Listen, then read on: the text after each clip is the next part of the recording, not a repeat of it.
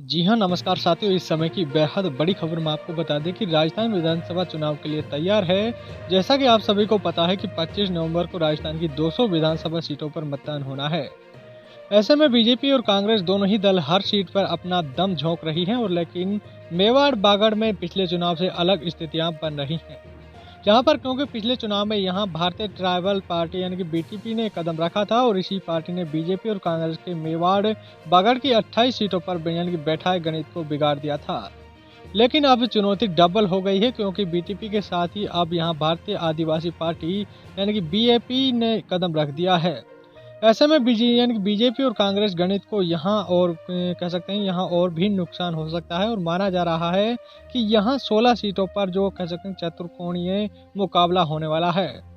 आपको बता दें कि उदयपुर संभाग और इससे यानी कि टूटकर बने बांसवाड़ा संभाग में 28 विधानसभा सीटें हैं, जिसमें 17 सीटें जो आरक्षित हैं और यहाँ पर दर्शकों में आदिवासी वोट सभी कांग्रेस तो कहीं बीजेपी में बढ़ता रहता है।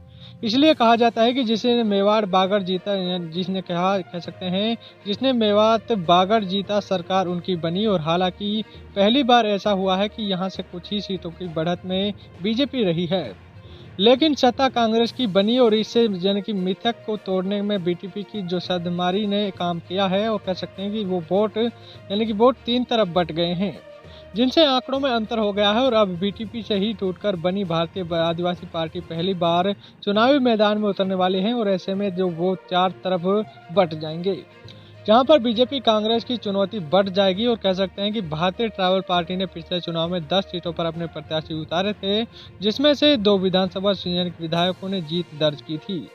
बड़ी बात यह है कि 10 सीटों पर तो यहाँ सब कम यानी कि 622 वोट एक विधानसभा से मिले थे और सबसे ज्यादा एक विधानसभा में 64,000 वोट मिले थे, जो कि 38% वोटर्स हैं। और तीन सीटें तो ऐसी थी जहां 50,000 से ज्यादा वोट मिले थे, जो कि अपने आप में यानी कि संधमारी का बड़ा फिगर है। और आप कह सकते हैं कि आदिवासी समाज के बैनर तले भारतीय आदिवासी पार्टी खड़ी हुई है, जो खुद भी 17 सीटों पर प्रत्याशी यानी कि उतारेगी। और इसी आदिवासी समाज के बैनर तक तले छिपे साल स्टूडेंट इलेक्शन में 25 में से करीबन 17 कॉलेज में जीत दर्ज की थी। यहाँ पर दोनों ही पार्टियां बीजेपी और कांग्रेस के लिए बड़ी चुनौती बन सकती है। साथियों, इस समय की बेहद बड़ी खबर है। साथियों, आप राजस्थान में एक बार फिर से बीजेपी पार्टी लाना चाहते हैं तो बीजेपी पार्टी जिंदाबाद जरूर लिखिएगा, और अगर कांग्रेस पार्टी को चाहते हैं तो कांग्रेस पार्टी जिंदाबाद जरूर लिखिएगा। धन्यवाद।